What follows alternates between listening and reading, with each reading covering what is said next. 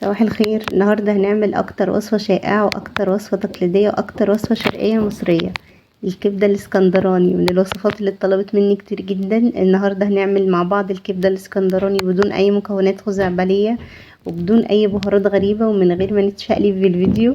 هنعملها النهاردة مع بعض بطريقة بسيطة جدا وانا متأكدة انكم هتعتمدوها دايما. بس قبل ما ابدا الفيديو، لو اول مره تشوفوني، انا اسمي اسماء. لو عجبكم الفيديو ما تنسوش تشتركوا في القناه ولايك وشير وفعلوا الجرس عشان توصلكوا اشعارات بكل وصفاتي. تنسوش تحطوا تطبيقاتكم على الجروب بتاعي على الفيسبوك. يلا بينا نبدا. معايا اول حاجه هنا كيلو من الكبده البلدي. اهم حاجه تكون من مكان كويس. بصوا، انا ما بغسلش الكبده طبعا، هي الكبده ما بتتغسلش. بنبدا كده نحطها على البلانشه ونقطعها بشكل طولي، شرايح بشكل طولي كده زي ما انتوا شايفين. وهنا كمان كان الجزار حاطط لي معاها قطعة من القلب، فهقطعها كمان هي كمان وهنزلها مع الكبدة في نفس الطاسة. بصوا، وفيها قطع من الدهن كده، هنقطع برضو القطع دي وهنستخدمها في اول الطاسة كده، هنشوحها بتدي برضو طعم رهيب. بصوا، قطعتها بالشكل ده ورفعت الطاسة بتاعتي على البوتاجاز على نار عالية. نزلت طبعا بمعلقتين بس من الزيت، وبعدين نزلت بالقطع دي كده، بنديها صدمة كده مع تشويحة في الاول.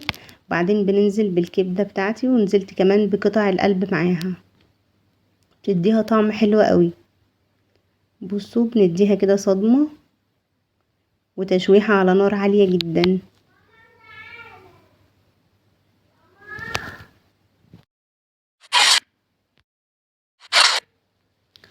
بصوا هنا كمان بعد ما قلبتها على نار عالية كده، نزلت عليها بمعلقة من الخل، دي طبعا بتنهي على الزفارة تماما، ومعلقة من الثوم المفروم، واحد عصير ليمونة، يعني ليمونة كده متوسطة، بس مش عارفة راح فين مقطع الليمونة، بس انا ضفت لها ليمونة.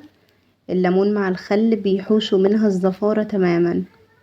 وهنا بقى الكبدة كانت بتنزل في كل المية اللي فيها، انا ما ضفتلهاش مية خالص. بصوا منزلة مية قد ايه. كان معايا هنا 3 فلفل رومي قطعتهم طرنشات كده، مع واحدة بصلة كبيرة قطعتها طرنشات، وضفتهم على الكبدة بالشكل ده بعد ما شوحت الكبدة ولونها اتغير بقى بالشكل ده. ممكن تستغنوا عن حتة البصل دي، بس البصل بيديها طعم حلو قوي. بعدين بقى حطيت ملح، الملح اظبطوه نسبي حسب الذوق، فلفل اسود وكمون وربع معلقة من القرفة. القرفة بقى هنا بتنقلها في حتة تانية، مش بنضيف اي بهارات تاني زيادة يعني غير الفلفل والكمون.